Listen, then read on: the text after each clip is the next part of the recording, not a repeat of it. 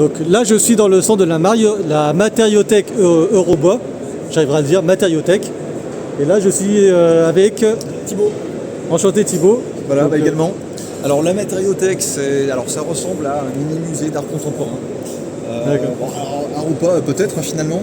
Donc ce sont des matériaux qui sont créés par certains des exposants qui sont présents sur le salon. Ce sont des matériaux qui ont peut-être vocation à se retrouver demain dans des meubles de cuisine avec les entreprises d'agencement qui sont présentes ici. Donc en fait, ici, on a des matériaux qui ne sont pas encore répandus dans le marché, pas encore.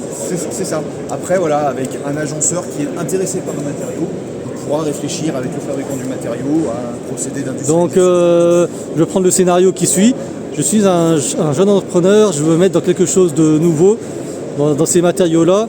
Potentiellement, je peux trouver mon bonheur ici. Exactement. Si je m'y mets. Voilà, vous pouvez tester le matériau et éventuellement le mettre sur le marché et vous différencier de D'accord. concurrents existants. On va faire un tour d'horizon de chacun des matériaux, parce que je vois des étiquettes, c'est comme un mini musée.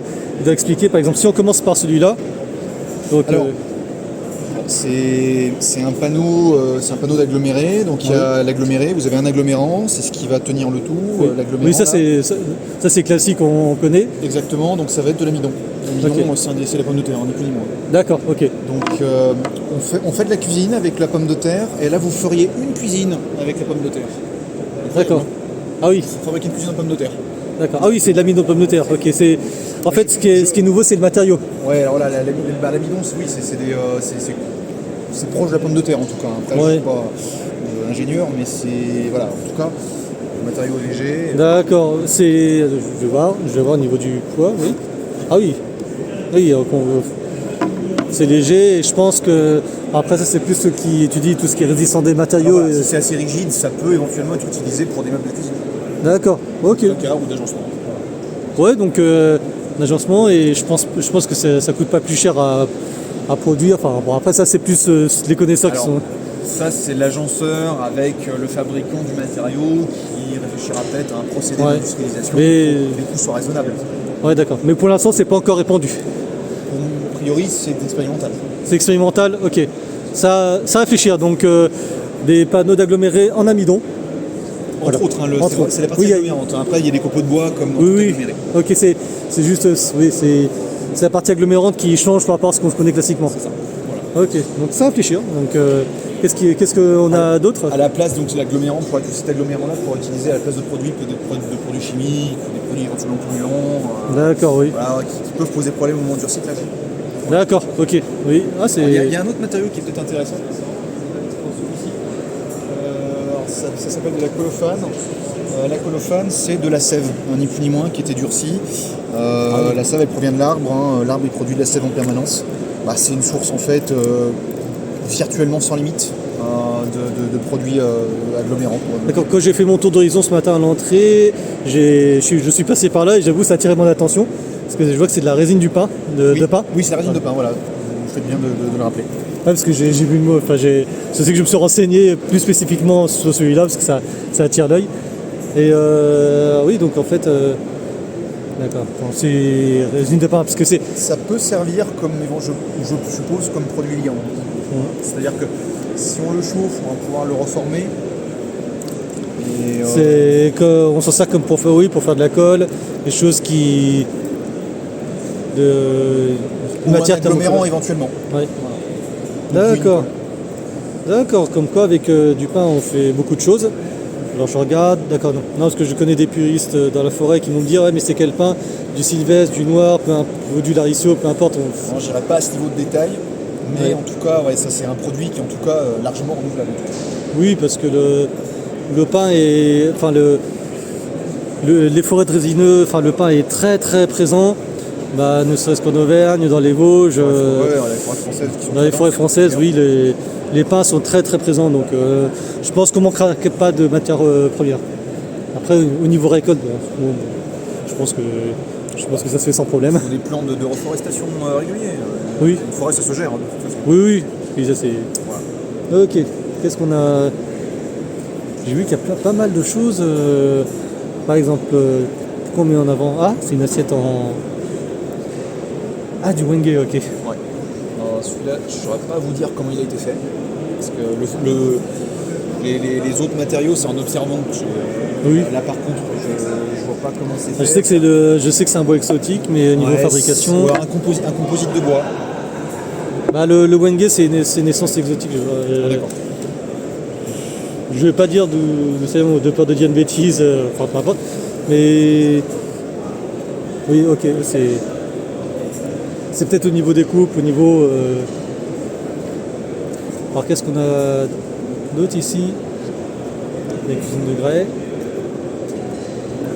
Donc un composite conçu à partir de grès rose. Il y a un aspect très. En fait, ce qui attire, c'est qu'il y a un aspect qui fait très. On aurait presque envie de le manger. Bah, très chocolat. Ouais, ça ressemble à du chocolat, même. On aurait presque envie de le manger. Oui. C'est comme, bah, pareil. Du grès et du colophane, comme indiqué sur l'étiquette qui est là. Et c'est vrai, c'est vrai que il y a quelque chose d'appétissant. Alors là, dedans, on mettrait presque le saké. Hein. Oui. Ah bah c'est clair que je boirais un bon digestif, un saké, ou un rhum, ou une eau de vie. C'est clair que ça, oui, c'est. Je pense qu'on est sur la même longueur d'onde de ce côté-là. Je vais penser au verre à saké. Ouais. De toute façon, on est français, on est des bons buveurs. Ah, même ça, ouais. Puis vu ce qu'il y a dans le salon, on n'en manque pas. Hein, Et bon vivant. On est des bons vivants, c'est ça. On est toujours sur du grès colophane. C'est assez proche des matériaux qu'il y a là, a priori. Ah, faudrait qu'on s'y penche. C'est vrai que si ça se trouve, ça doit être sympa à travailler. Probable. Après, probable. Mais on serait déçus si on le mangeait, je pense. Oui. Et puis là, on revient sur la poudre de grès rose. Voilà. Ah. Voilà, qui, pareil, peut être utilisée Ah oui. on s'en sert justement pour aboutir à ça. Alors après, quel est le procédé? Le détail, je ne l'ai pas. Il doit y avoir du chauffage, j'imagine. Est-ce qu'on montre la matière d'origine et Oui. et là le produit fini? Voilà, probablement un produit fini et une matière première. D'accord, ok. Ok. Ah, qu'est-ce qu'on a d'autre là? Une espèce d'échiquier, de damier. Ah, Alors, c'est un panneau de bois et ce sont en fait ce sont des fibres de paille qui ont été disposées en damier. Là, on est sur un objet qui a priori est purement décoratif. Oui. Donc là, qui est susceptible d'intéresser par exemple un agenceur. On en a ici juste à côté là, sur le stand. D'accord. Voilà, ça peut être une façade de meubles de cuisine par exemple.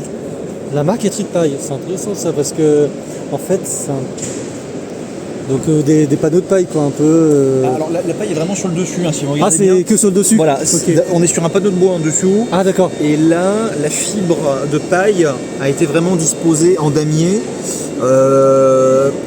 de manière perpendiculaire, de manière à créer cet effet damier. C'est la fibre de paille, oui, c'est Voilà. c'est du plaquage dessus quoi, avec la Voilà, marqueterie, c'est ça. mais c'est pas le panneau. Voilà, la lumière accrochera dans ce sens-là, sur les fibres dans ce sens-là, elle accrochera D'accord. dans ce sens-là, et ça crée l'effet de damier. D'accord. Il y a un côté presque Pierre Soulages, Oui. avec ses travaux du noir. Oui. D'accord, c'est. Sauf qu'on est sur du bleu. Ok. Ah bon, ça donne une idée de ce qu'on peut faire, même au niveau des teintes aussi, je pense, parce que la paille doit bien absorber les. Après voilà, à voir si l'agenceur il trouve que s'il considère que ce panneau-là tel quel il est esthétiquement beau, qu'il pourrait trouver sa place dans un intérieur, bah, il pourra être intéressé par l'utiliser tel Ça quel. peut être un marché intéressant pour tout ce qui est marqueterie, tout ce qui est restauration de meubles anciens. Ouais, alors Utilisé. voilà, Ça peut être ça. Même si c'était peut-être pas ça qui était utilisé à l'époque, mais pour l'aspect, à moins d'être des puristes, bon, après ça c'est au cas par cas, mais pour la restauration de meubles, le côté paille.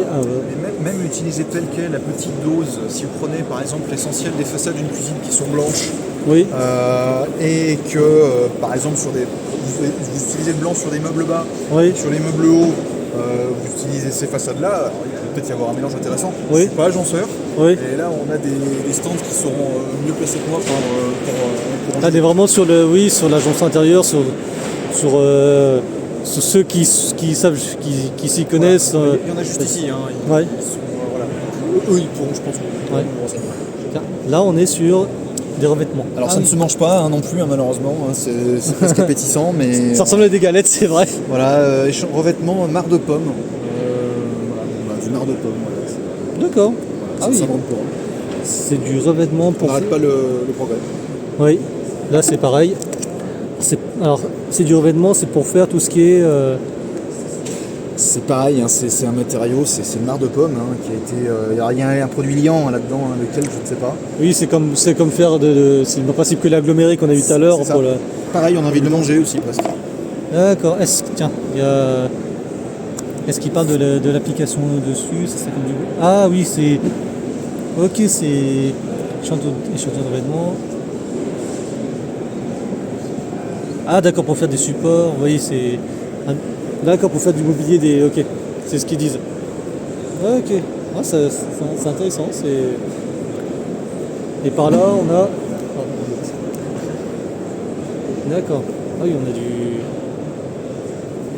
Ah, par exemple, alors qu'est-ce qu'il y a de spécial? Alors, on connaît une pièce de bois, après le travail Parce que visuellement, qu'est-ce qui... La plus-value, qu'est-ce que c'est? Ah d'accord, c'est... Ah, mais c'est ce qu'on a vu tout à l'heure en fait, le grès et colophane qui sert de... Là, c'est décoratif, a priori. Ouais, je veux dire, en fait, on met du bois ici, et entre deux, en fait, on met du grès et colophane et... Ah ouais. Non, mais si, c'est un assemblage en fait. Non, c'est... Ok. Les pièces de bois, elles ont été collées grâce à ce matériau. Tiens, c'est vrai, je mets l'étiquette en avant. D'accord, ce qu'on a vu tout à l'heure, là, le grès et colophane qui ressemble à du chocolat, qui peut servir de produit fini, il sert aussi de liant pour du bois. Là, au toucher, visiblement, ça doit être du pin ou du sapin. Enfin, c'est du résineux, quoi. D'accord. C'est intéressant, ça. Donc, en fait, on a d'autres matières, en fait, le grès et le colophane, qui peut servir à faire de la poterie. Enfin, bon, je dis poterie au sens très large. Et qui sert aussi de liant. Ok. Donc en fait, on a des matériaux qui vont ensemble. Il est très présent parce qu'on le revoit là aussi. C'est une des matières premières en fait qui est vraiment utilisée. Parmi les pièces que vous voyez là, colophane, poudre de grès rose, amidon, c'est vraiment les matériaux de base qui sont utilisés ici. En fait, on a ce sont les matériaux qui sont idéaux pour servir de liant, pour travailler du bois. Donc là, on a des panneaux d'agglomérés, plus là, regarde le bois massif qu'on a vu là-bas. Et en plus d'être très joli, c'est vrai que ça permet de... Je ne vais pas l'arracher quoi que ce soit, mais ça m'a l'air robuste quand même au niveau... Ça semble, bien sûr. Ouais, mais en exerçant une force, bon je dis pas que je vais pas y aller comme un bœuf non plus, c'est dommage. Mais ok, ça permet d'assembler, puis même au toucher aussi. Ça, c'est pas du, c'est du bois, là, comme celui-là. Du Wenge, c'est ce qui a marqué dessus, c'est naissance de bois, c'est naissance exotique. Je sais pas si elle vient d'Afrique ou d'Amérique. Ah, bon, je vais pas prononcer là-dessus, de peur de dire une bêtise en cam. Mais c'est impressionnant, ça, ces panneaux de particules, là, c'est le lion, alors ça serait quoi là? Là, il me l'a montré tout à l'heure, c'est de l'amidon. C'est de l'amidon, ouais. Et c'est plus léger qu'un panneau classique. Donc, potentiellement, pour l'agencement, ça peut servir. Et après, il faut voir au niveau du prix, du coût de fabrication et du coût d'achat, même pour un particulier. C'est peut-être pas forcément plus cher. Hein. Non. Mais apparemment, d'après ce que tu me disais, tout dépend un agenceur peut décider de travailler avec les fabricants de ce matériau pour mettre en place un procès d'industrialisation et fabriquer des cuisines, par exemple, ou des meubles, n'importe quel meuble à partir de ce matériau. Parce que si les supports, si les charges sont bien réparties, c'est tout aussi robuste qu'un plan de travail classique. Hein. Je veux dire, si on met les supports, les tasseaux comme il faut, un agencement. Il y aura une phase de test pour valider est-ce qu'on utilise ou ce qu'on n'utilise pas, ou alors oui mais est-ce qu'on épaissit le matériau. Oui, donc on est vraiment en phase d'expérimentation. Mais c'est ça qui est bien, c'est expérimenter, surtout si la matière devient de plus en plus rare. Là, l'amidon. Alors, la photo. Bien sûr. On est aussi sur l'amidon aussi, amidon et copeaux de bois. Ah oui, d'accord, c'est vraiment la thématique du... Ouais, ça. Il y en a qui feraient non. Peut-être pas un cendrier, je m'y resterai pas, mais. J'y ai pensé, je vous avoue. Ah oui. Je fume pas pourtant. Ouais, je suis non-fumeur aussi, je fume pas, mais soit on pense à un cendrier, ou soit ouais, même pour écraser des. Faire un mélangeur. Et là c'est. C'est quoi? C'est Du Nikon noyer. qui a réalisé ça? Vous avez certains des exposants qui sont présents sur le salon qui ont fabriqué ça, qui les exposent ici. Vous en avez au moins 2 qui sont dans les alentours. Alors ils pourront vous donner toutes les précisions vraiment techniques si vous les creusez dans cette partie-là. Et en fait ils les exposent ici dans ce mini musée d'art contemporain. Parce qu'ils appellent ça comme ça. C'est très intéressant. Matériaux qui sont peut-être qui sont voués à être utilisés pour du mobilier à terme. Donc voilà, si ici, pour résumer, on a pas mal de matériaux ou d'ensemble de matériaux qui sont expérimentaux. Donc s'il y en a qui veulent se lancer et créer quelque chose de nouveau, il y a ce qu'il faut ici. Donc panneau en amidon qui sert de liant. Il suffit de contacter les fabricants. On a le grain plus colophane qui servent, qui peuvent intéresser des potiers s'ils veulent travailler une autre matière ou faire du liant sur du bois massif comme on l'a ici. La résine de pin qui sert de liant aussi. C'est le lion. Exact. Le colophane, c'est le lion. Le lion, De résine de pin, oui. Alors la colophane c'est ça, l'amidon à base de pommes de terre, on l'a utilisé pour cette petite planche là qui au passage est très légère. oui, c'est surprenant. Ouais. Et ça, en fait, c'est une ressource naturelle. Enfin, c'est inépuisable parce que l'arbre est produit en continu de la résine. Et ça, c'est lui que ça a Je sais pas. parce que ça se trouve, ça Peut-être. Après, le fabricant, c'est un Nico, c'est quoi? Donc, c'est étudié. Ouais, tout à fait. Donc, voilà en gros pour la matériothèque. Donc c'est très intéressant. Donc on est vraiment sur l'aspect durable, développement durable.